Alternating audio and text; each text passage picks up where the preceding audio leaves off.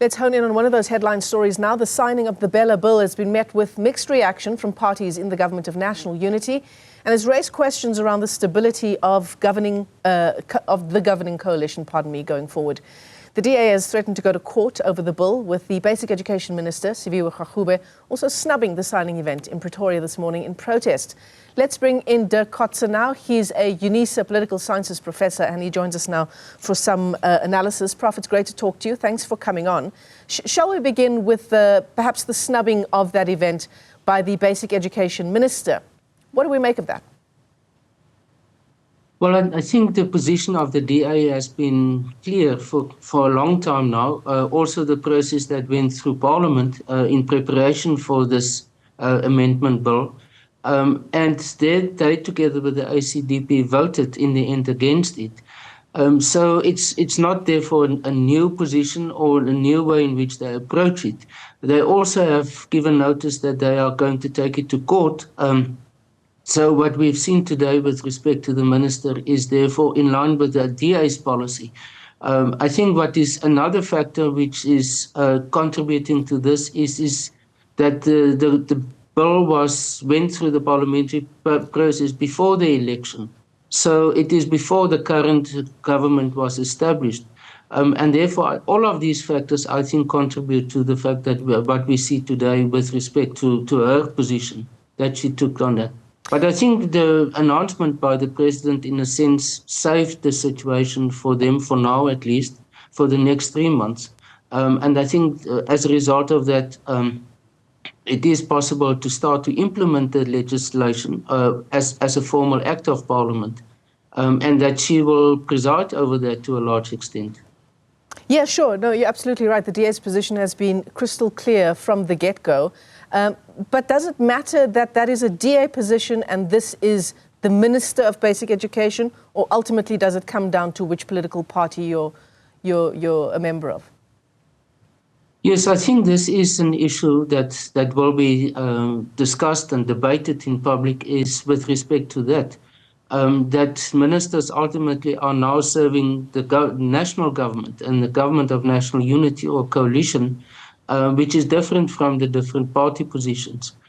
So I think she opened it up for criticism from that point of view, that she didn't therefore act more as a person, as a member of the DA or as a senior person of the DA, and not necessarily as the minister per se.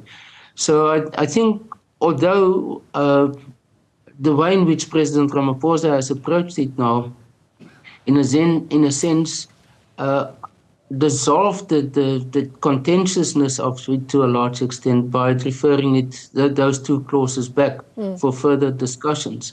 And it is clear that this is the way in which the government of national unity is going to function. We saw it also with the health insurance, the national health insurance, that some components of that have been now earmarked for further discussions.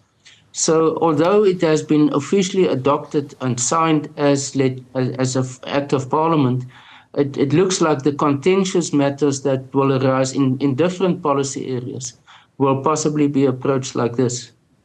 Yeah. Do you think, Professor Kotze, that the president, by acceding to the fact that clauses 4 and 5 are contentious and giving these 3 months for concerned parties to try and hash it out and find a solution, do you think that somehow sort of diffused the anger from the DA? Essentially what I'm asking you, does it put the DA a bit on the back foot? You know, it went into the signing ceremony quite fiercely. The minister issued a statement saying that in the present circumstance, I cannot attend today's signing ceremony until concerns regarding the bill are rectified. And then the president walks in and he is open to discussions around clauses 4 and 5. Yes, I fully agree with you. I think this is a way of diffusing it. It certainly took out the sort of the anger from, or the rejection or criticism from the DA side, and gave them a way out of it in order to resolve this matter in a much more amicable way. And I think instead of that, it goes now back to Parliament. it will be most possibly be worked out between the leaders of the different political parties. And I think from that point of view, there's a better chance that they will reach a point which is a top of a compromise that will be acceptable for most of them. Yeah, the DA has, of course, has dug in its heels. There was a statement from John Steenhuisen, the leader of the DA and Member of Parliament.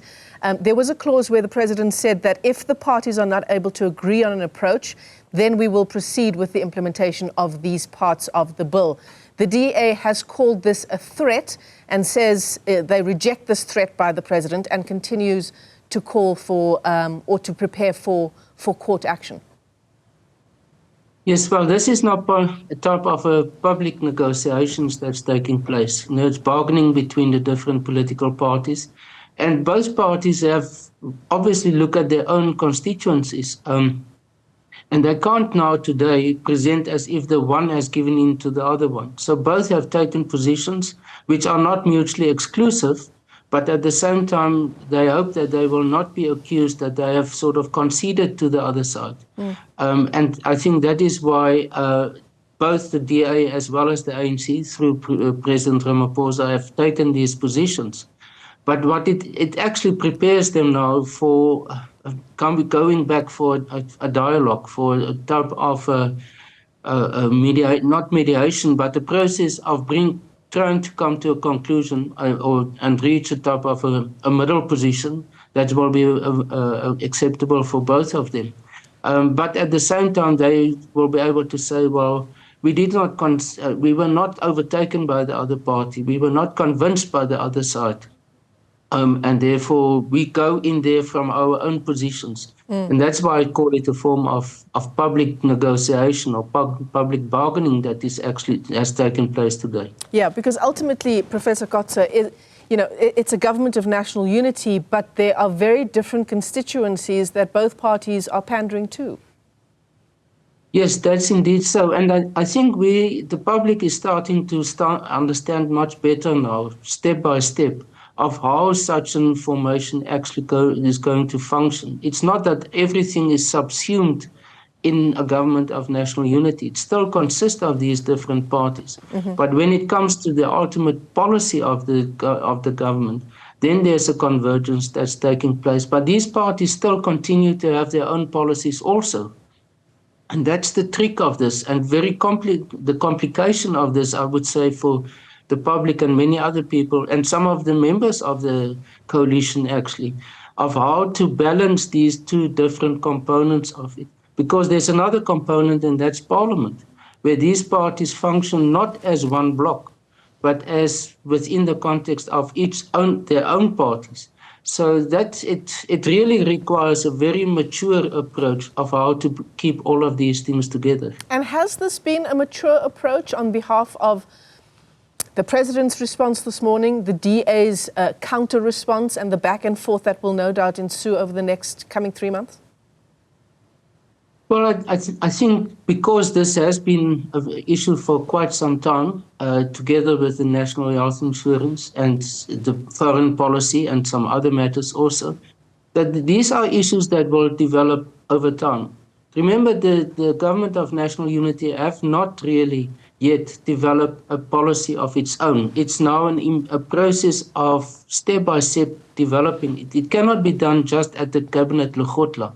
There they adopted only a number of very general fundamental principles for the policy, but not the content, the real detail of these policies. And these are now emerging in the process as we are seeing.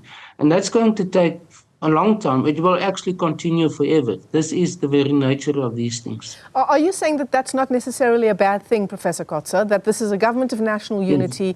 Yes. It's par for the course. Is that what you're saying? Yes, that's indeed so. And I think we must become used to this, and that it does not, per definition, comes down to being a crisis of the coalition or the government of national unity. It will use a different working style than we have been used to all the years. Professor Dirk Kotze, let me thank you for your time this afternoon. UNISA's Political Sciences Professor Dirk Kotze joining us there as we continue to track all of the back and forth around the signing of the BELA Bill, which happened this morning. The President saying that he's putting clauses 4 and 5 on hold while concerned parties try and find a solution.